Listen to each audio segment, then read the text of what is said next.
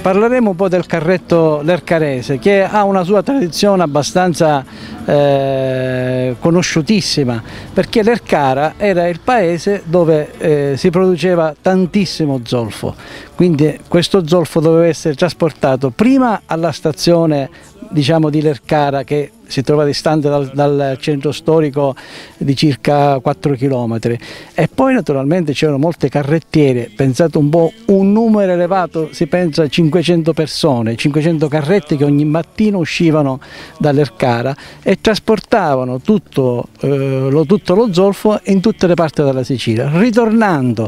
Tornavano con le produzioni locali dei vari posti dove andavano, e quindi Lercara rappresentava un po' una piattaforma sia dal punto di vista enogastronomico, ma anche come luogo di sementi, di produzione, diciamo, agricola a tutti gli effetti. Normalmente noi vediamo questi carretti decorati che a seconda della zona della Sicilia possono avere delle decorazioni diverse. Qui nello specifico cosa abbiamo? In genere abbiamo due tipi di carretti, diciamo una scuola, chiamiamole scuole a tutti gli effetti perché lo sono, una scuola palermitana e quella catanese. Si distinguono un po' per i fonti, ma quello che più bisogna far notare è che, essendo, diciamo, palermitano il territorio dove è ubicata Lercara Friddi, naturalmente la scuola era una scuola prettamente di palermitana, scuola palermitana, soprattutto bagherese, e quindi tutti i carretti hanno queste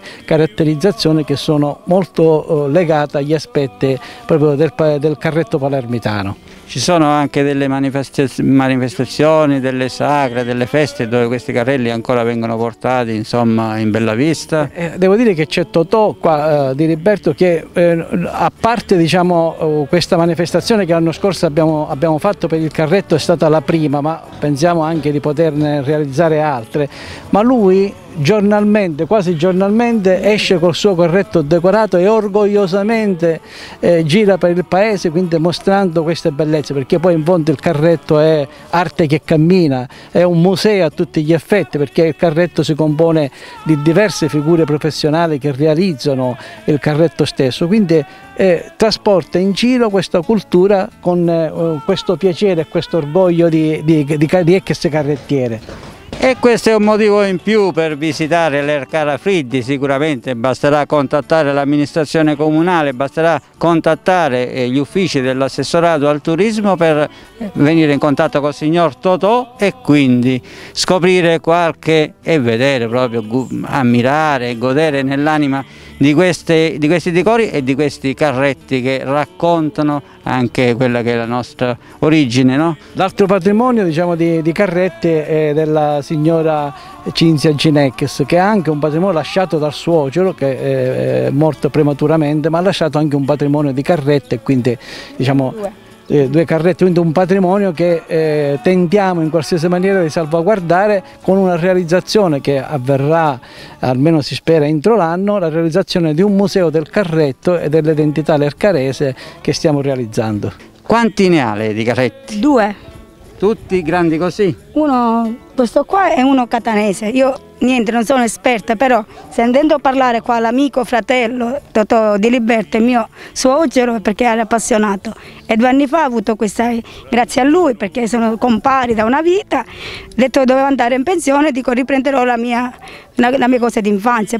Il mio compare 2 anni fa, compare fratello, aveva la passione da piccolo, ora aveva 60 anni, purtroppo se n'è andato prematuramente, perché, scusate che mi emoziono quando abbiamo comprato questi carretti, uno alla palermitana, diciamo uno alla catanese, gli abbiamo fatto tutti gli ornamenti, quelli per le feste, abbiamo fatto un bel... Quando usciamo noi con questi carretti Lercara è orgogliosa di noi perché siamo rimasti pochi, diciamo io che esco.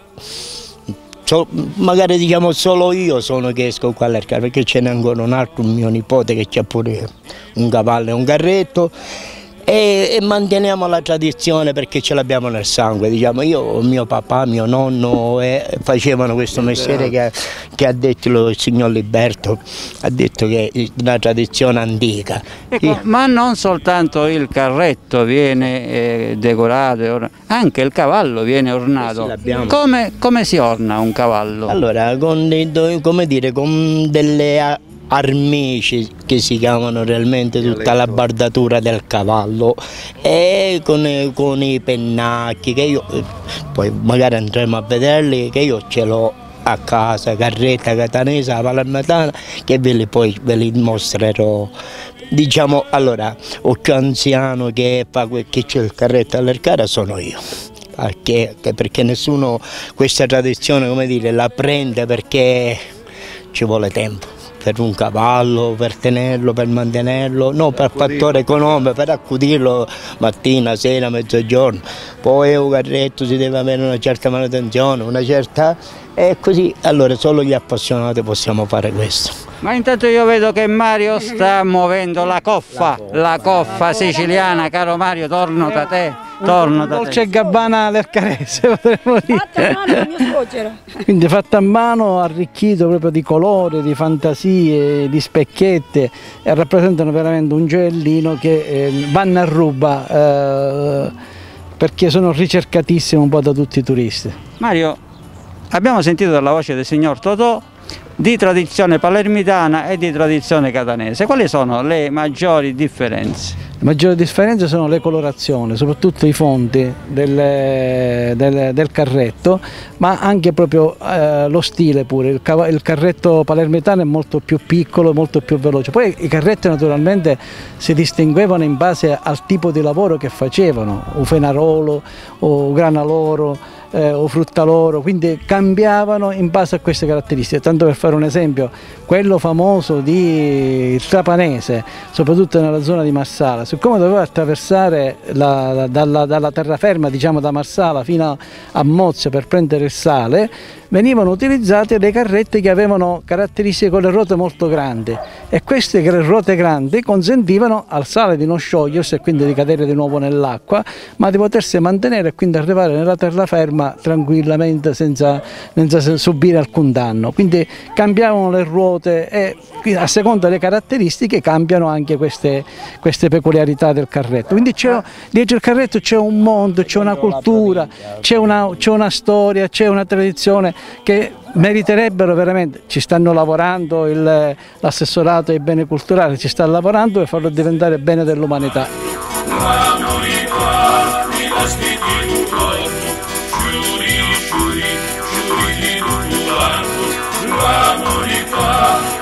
Mi